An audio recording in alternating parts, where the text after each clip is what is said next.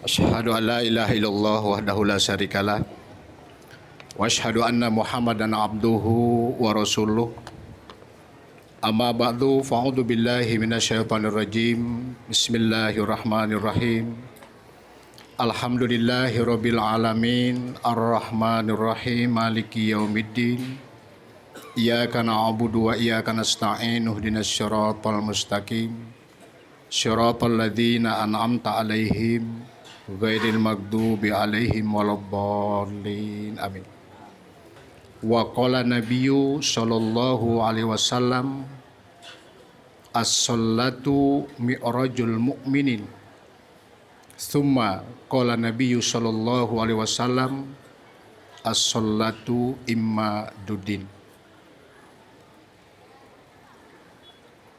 Bapak Resu Tablik yang saya muliakan bersama staf, Bapak-bapak Korps Mubalighin yang saya muliakan, Bapak-bapak Ketua Daerah, Bapak-bapak Amirda, Bapak-bapak Ketua, para tamu undangan yang saya muliakan, Bapak-bapak, Ibu-ibu, hadirin hadirat sidang Majelis Jalsah rahimakumullah. Assalamualaikum warahmatullahi wabarakatuh. Alhamdulillah wa syukru ala ni'maillah wa la hawla wa la quwwata illa billah. Atas limpahan berkah dan rahmat Allah, atas inayah, hidayah dan taufik Allah, sampai pada pagi hari ini kita masih diberikan nikmat sehat dan kesempatan untuk hadir dalam acara jalsah tahun ini. Semoga kehadiran bapak-bapak di tempat yang mulia ini mendapat berkah dan karunia Allah Subhanahu wa taala. Salawat dan salam tidak kita lupakan, semoga tercurahkan dan terlimpahkan kepada junjungan alam Nabi besar Muhammad sallallahu alaihi wasallam. Semoga syafaat beliau menjadi wasilah antara kita dan Allah, baik di kehidupan dunia ini maupun di kehidupan yaumul akhir nanti. Bapak Ibu hadirin sidang jalsah rahimakumullah. Pada kesempatan jalsah hari ini, saya yang lemah ini mendapat karunia untuk menyampaikan sebuah materi yang insya Allah saya akan sampaikan. Sesungguhnya materi ini disampaikan oleh Maulana Rafiq Ahmad Beh di Jalsah Kadian. Tentu tidak mungkin saya bisa sampaikan semuanya karena cukup panjang, tapi insya Allah tidak mengurangi dari keberkahan materi ini. Insya Allah saya mohon kepada Allah Subhanahu wa taala agar mampu menyampaikan topik-topik yang sangat luar biasa ini. Topik yang disampaikan kepada saya adalah sabda-sabda Hadrat Khalifatul Masih Al-Khamis ayadahullahu ta'ala binasil aziz mengenai sholat, khususnya berkenaan dengan ayat tanha anil fahsya'i wal munkar.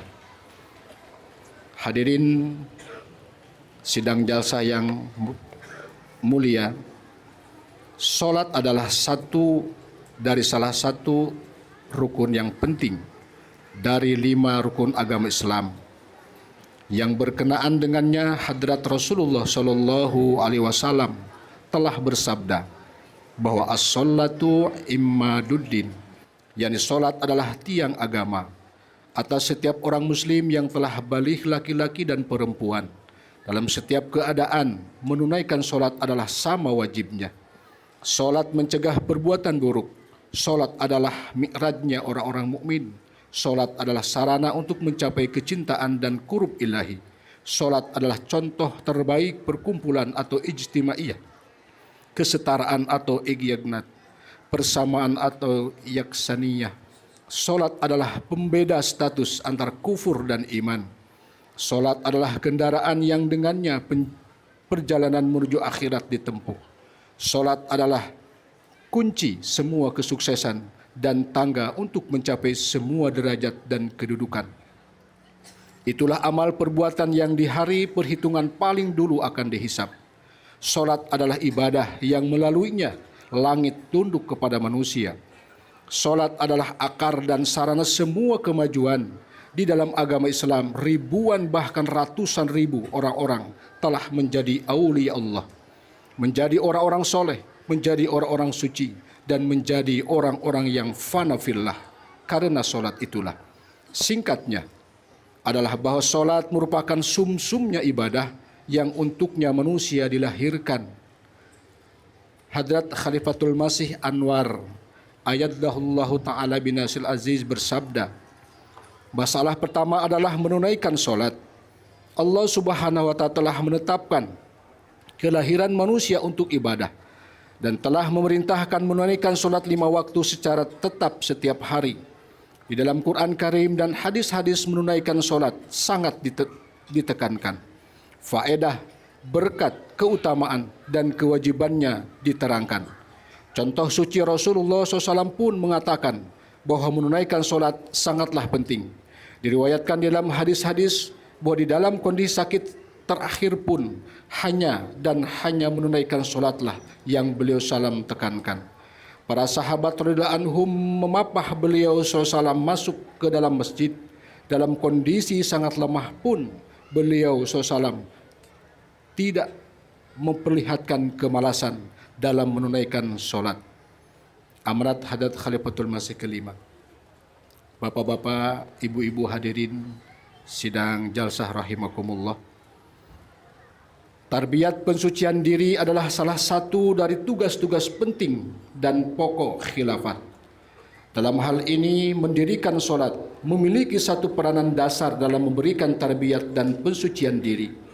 Memiliki kepentingan yang sangat. Karena itu Hadrat Khalifatul Masih Al-Khamis Ayyadahullahu ta'ala binal aziz selalu berusaha keras siang dan malam memberikan tarbiyat untuk mengajak, untuk menegakkan solat dan menunaikannya. Khutbah-khutbah, pertemuan-pertemuan dan pesan-pesan beliau penuh dengan nasihat-nasihat menegakkan solat. Dari kata per kata, huruf demi huruf, sabda-sabda huzur ini disampaikannya dengan sepenuh hati dan rasa cinta bahwa kita semua hendaknya dawam menunaikan solat secara berjamaah. Bapak Ibu hadirin rahimakumullah, hendaknya dipahami, hendaknya dicamkan baik-baik.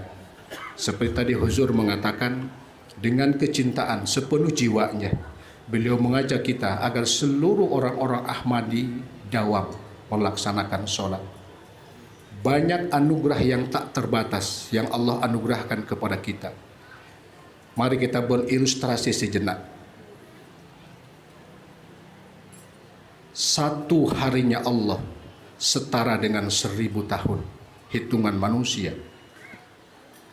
20 jamnya Allah subhanahu wa ta'ala setara dengan 1000 tahun hitungan manusia. 3 jamnya Allah subhanahu wa ta'ala setara dengan 125 tahun. Sekiranya Bapak, Ibu, hadirin seluruhnya punya umur hanya 60 tahun ke atas, berarti di hadapan Allah kita punya umur hanya 1,5 jam. Tolong dibayangkan. Jika 3 jamnya Allah setara dengan 125 tahun hitungan manusia, maka umur manusia yang 60 tahun ke atas setara dengan 1,5 jamnya Allah subhanahu wa ta'ala. Untuk apa 1,5 jamnya Allah? Teramat singkat. Teramat singkat. Sepanjang hidup manusia, Allah subhanahu wa ta'ala hanya memanggil kita cukup 3 kali. Selama hidup hanya 3 kali kita dipanggil. Yang pertama panggilannya keras dan diperuntukkan untuk semua orang. Itulah azan. Sudahkah kita memenuhi panggilan ini? Panggilan yang kedua halus dan menunggu giliran. Haji dan umroh. Tidak semua orang dipanggil. Panggilan yang ketiga lebih halus dan diperuntukkan untuk seluruh manusia. Seperti arisan. Inilah mati. Bapak Ibu hadirin sidang jalsah yang saya muliakan, anugerah Allah yang Allah berikan kepada kita yang tiada terbatas itu, 84.000 denyut nadi, jantung berdenyut 84.000 sehari semalam, tidak pernah Allah hentikan. 23.000 kali paru-paru kita mendesahkan napas dalam sehari semalam.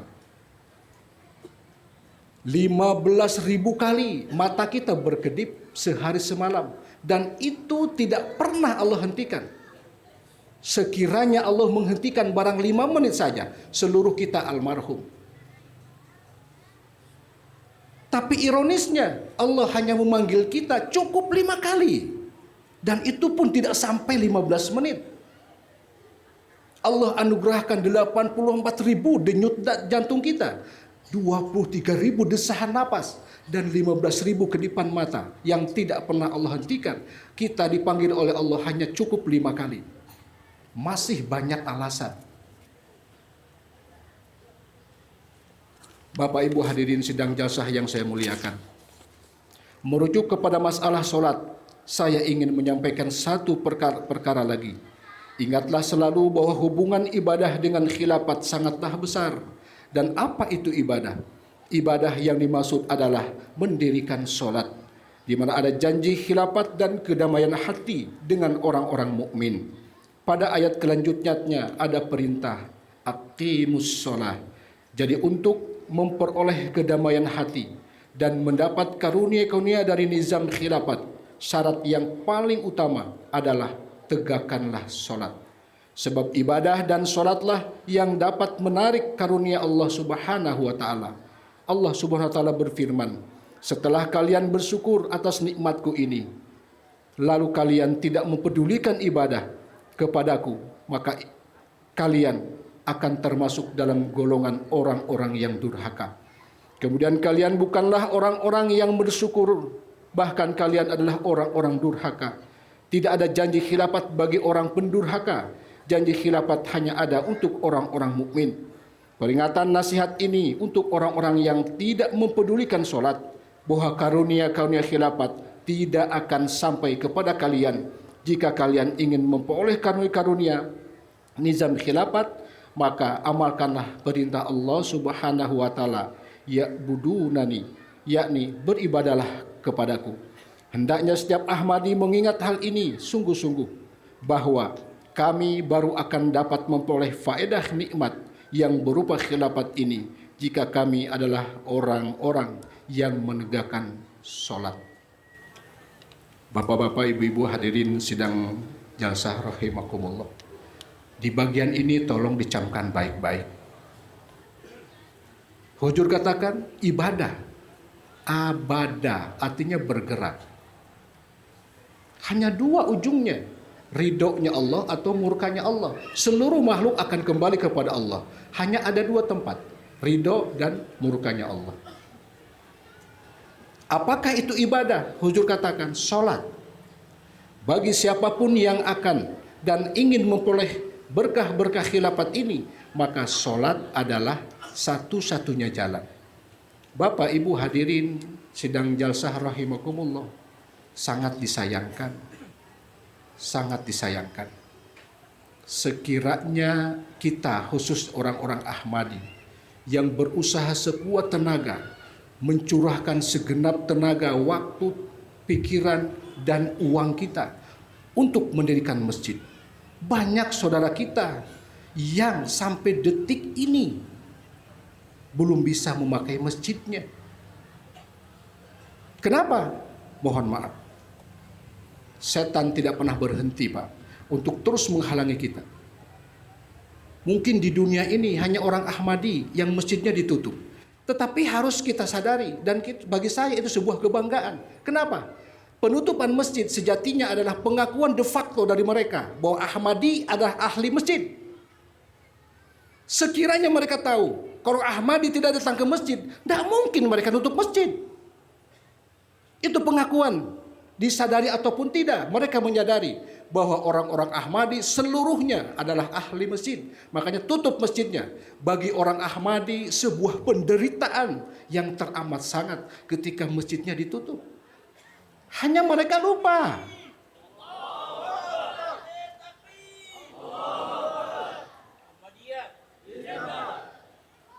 Mereka lupa bahwa untuk Rasulullah ada janji dari Allah bahwa seluruh permukaan bumi ini adalah tempat bersujud.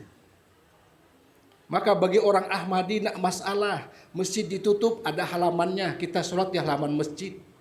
Halamannya ditutup, kita pinjam masjidnya orang, boleh, tidak masalah. Ini pengakuan de facto, dan Hujur mengatakan berkat-berkat khilafat ini akan kita raih apabila orang-orang Ahmadi sadari. Dan ungkapan rasa syukur terbesar adalah sholat. Kita sering mendengar dari para penceramah bagaimana ungkapan Rasulullah yang begitu indah ketika ditanya oleh istrinya tercinta, "Huzur, tidakkah engkau ini adalah orang yang sudah mendapat janji keselamatan dari Allah? Terus kenapa engkau melaksanakan sholat tahajud begitu sampai bengkak-bengkak kakinya?" Hanya satu ungkapannya, "Tidak pantaskah, tidak layakkah aku menjadi orang yang senantiasa bersyukur kepada Allah?" Jadi tidak usah jauh-jauh. Kalau Bapak ingin mengungkapkan syukur sejati adalah sholat. Tahukah Bapak? Semenjak Rasul menerima perintah sholat sampai detik Rasul meninggal, tidak pernah beliau meninggalkan sholat, khususnya sholat berjamaah. Beliau selalu berjamaah sholatnya. Tadi dalam keadaan sakit pun tidak ada keluhan. Beliau dipapah oleh sahabat-sahabatnya untuk merasakan masjid, untuk merasakan sholat di masjid. Perjalanan yang paling berat dan melelahkan bagi kaum laki-laki adalah perjalanannya ke masjid. Beribuan bahkan ratusan ribu gunung kalian pernah daki, lautan kalian seberangi, tapi masjid kalian lewati. Anda traveling ke seluruh negara, tapi ironisnya masjid 3 jengkal kalian pun tidak pernah menengoknya. Kalian lupa kalau di sini ada masjid. Tahukah Bapak bahwa khusus bagi kaum laki-laki, ribuan orang-orang suci pernah menangis selama 40 malam. Hanya karena apa? Pernah meninggalkan 1 kali sholat berjamaahnya. Beliau tahu kerugiannya. Bahkan mereka rela membayar orang. Demi untuk apa? Demi untuk sholat berjamaah. Maka Rasul tadi katakan, as-sholatu mi'rajul mu'minin. Sholat adalah mi'rajnya orang-orang mukmin. Kita tahu. Ketika kita tanya kepada saudara-saudara kita di sebelah sana, apa oleh-oleh mi'raj? Sholat. Dan Rasul bersabda, as-sholatu mi'rajul mu'minin. Kalau begitu sholat apa? Mi'raj. Jadi setiap orang mukmin tiap hari dia mi'raj. Sekiranya mi'raj diartikan naik ke langit, setiap hari kita 5 kali naik ke langit. Tentu makna dari sholat ini. Kenapa sholat itu dianggapkan mi'raj? Karena satu-satunya sarana. Maka oleh karenanya ketika Mi'raj Rasulullah digambarkan naik buruk. Buruk itu barkun. Barkun itu artinya kilat. Maka instansi milik negara ini yang lambangnya pakai kilat, dan itu hari ini adalah supermasi. Itu adalah PLN. Itu adalah energi bahwa bagi orang mukmin untuk mencapai taqarrub ilallah yang paling puncak adalah sholat. Itulah energi yang sesungguhnya. Itulah barkunnya, itulah buruknya. Kenapa lambangnya buruk? Sebuah tunggangannya. Karena itulah simbol dari apa? Sebuah kekuatan. Itulah sarana satu-satunya bagi orang mukmin. Rasul ajarkan. Dan Hujur tadi mengupas. Selanjutnya beliau bersabda, maka untuk menegakkan khilafat Ahmadiyah, perlu setiap Ahmadi memperhatikan sholatnya. Sebab perubahan sejati yang berkaitan erat dengan hadrat Masya Salam yang hasil buahnya mayoritas penduduk dunia berkumpul di bawah bendera Muhammad Mustafa Rasulullah SAW menjadi kenyataan. Karena itu setiap Ahmadi harus mengingat hal ini akan selalu mengawasi solat anak keturunannya agar kita segera menyaksikan bendera Muhammad Rasulullah SAW menancap di seluruh dunia. Garis bawahi, bawa anak-anak kalian, bukan hanya kalian, tapi bawa anak-anak kalian. Bapak boleh bangga ketika sekarang anak Bapak masuk di perguruan tinggi negeri yang termasuk favorit. Bapak boleh bangga, itu keniscayaan manusia hidup di dunia. Bapak boleh bangga ketika Bapak telah menenorkan anak-anak yang sudah jadi sarjana A, B, C, D sampai Z. Boleh Bapak bangga. Bapak boleh bangga menjadi anak-anak yang sudah bekerja di tempat-tempat yang cukup luar biasa. Bapak boleh bangga, itu niscaya, itu kehidupan dunia.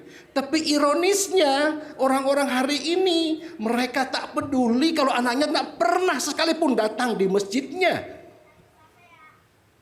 Karya terbesar bapak-bapak hari ini harus dikenang oleh anak-anak kita. Jangan sampai anak-anak bapak, cucu-cucu bapak menyesal karena punya ayah seperti bapak. Kenapa? Tidak pernah datang ke masjid. Jangan sampai cucu-cucu bapak menyesal, malu memperkenalkan diri orang tuanya. Kenapa? Tidak pernah aktif di masjid. Buat karya sampai anak-anak bapak hari ini bangga bahwa bapak-bapaknya adalah ahli masjid. Meskipun masjidnya ditutup, dia tetap datang sholat di halamannya. Dia tetap setia. Bikin karya hari ini. Waktu kita singkat, 1,5 jam. Dalam hitungan Allah Subhanahu wa Ta'ala. Tidak ada yang kita bisa perbuat banyak. Hanya 1,5 jam. Hujur menekankan bawa anak-anaknya. Didik mereka tinggi-tinggi menjadi seorang yang luar biasa. Tapi ingat, seorang petani di kampung punya sapi 3. Pagi-pagi dia bawa ke sawah, dia ikat. Jam 10 dia tengok, jam 12 dia tengok, jam 3 dia tengok. Kenapa dia tengok? Takut kelilit tambangnya, jatuh dan mati. Kerugian bagi petani. Ketika anaknya main seharian, sholat apa tidak, baca Quran atau tidak peduli, tidak pernah ditengok-tengok. Tapi sapinya dia tengok terus.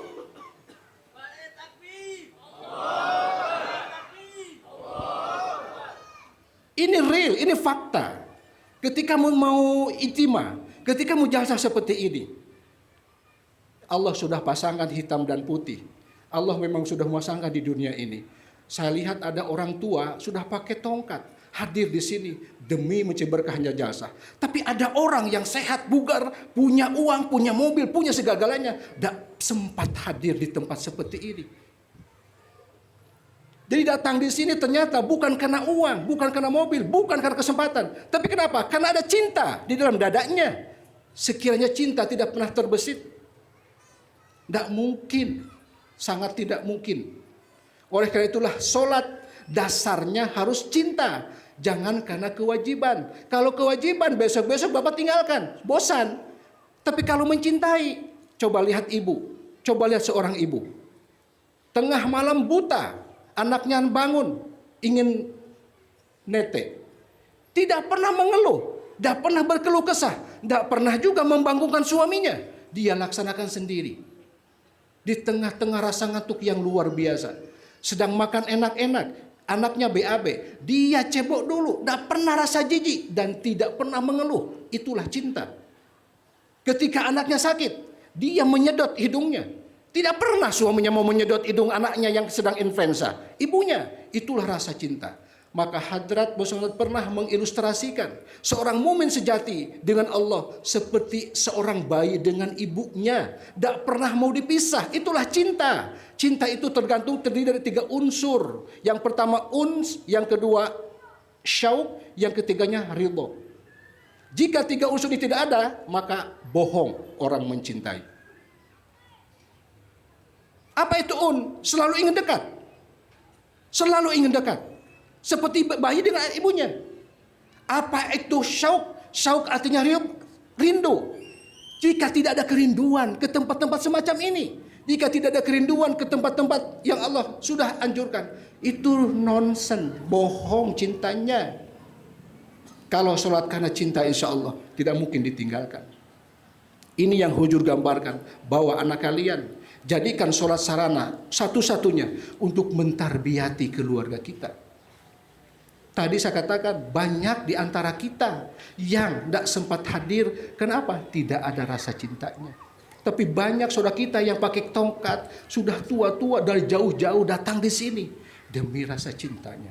Allahu Akbar. Terakhir Bapak-Bapak sekalian, sholat adalah ungkapan syukur yang terbesar. Maka kenapa kita bersyukur? Karena Allah telah memberikan wasailul hayyah kepada kita. Sarana untuk hidup. Jauh sebelum kita lahir, Allah telah menyediakan sarana itu. Apa salah satunya? Nafas. Nafas satu-satunya milik Allah.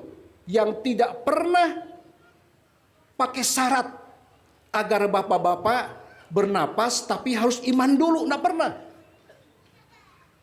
Tahukah Bapak, kalau napas kita selesai malam itu terdiri dari oksigen 2.888 liter dan terdiri dari nitrogen 11,3 ribu liter per hari. Bapak boleh tanya ke apotek.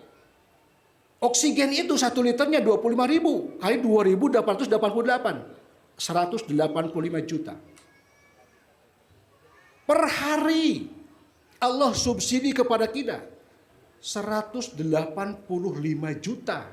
1 tahun 5 miliar lebih. Adakah sanggup dari kita yang bisa mengembalikan subsidi Allah ini? Yang 5,5 M 1 tahun? Itu baru napas. Maka ungkapan syukur Bapak hari ini datang ke masjid, sujud. Apa hujur katakan? Jika kalian ingin bercita-cita untuk menancapkan kalimat la ilaha illallah di seluruh penjuru dunia, maka tundukkan hati kamu. Kalau hari ini bapak-bapak tidak mampu menundukkan hati, untuk tahajud saja susah, jangan bermimpi. Mau menancapkan bendera la ilaha di penjuru dunia tidak boleh kita bermimpi seperti itu. Kita terkalahkan. Kita belum bisa menundukkan diri kita. Untuk datang ke masjid 5 kali susah. Kadang-kadang kita apa? Kita meninggalkan sholat demi untuk pekerjaan. Yang harusnya tinggalkan pekerjaan demi untuk sholat. Ini dibalik. Kenapa Bapak tidak saya mau ke kantor? Kenapa? Nanti habis sholat datang ke kantor. Nanti bekerja. Tidak akan mungkin dipecat. Kasih tahu, inilah kewajiban saya. Ironis Pak, Jumat tetap masih kosong. Saya yakin, demi Allah saya punya keyakinan. Apa yang hujur ingin katakan di sini, untuk menaklukkan dunia, untuk menancapkan kalimat la ilaha Muhammad Rasulullah di seluruh penjuru dunia, hanya orang-orang yang mampu menundukkan jiwanya, yang mampu bersujud kepada Allah Subhanahu wa taala. Itulah sholat. Mudah-mudahan setelah pulang dari sini, supaya Bapak tidak sia-sia hadir di sini. Sepulang dari sini, masjid-masjid Ahmadi di Banten 2, Banten 1, DKI dan Jabar 1 harus makmur. Karena tidak mungkin orang lain yang memakmurkannya kalau bukan kita. Nunggu siapa? Nunggu orang LDI memakmurkan gitu?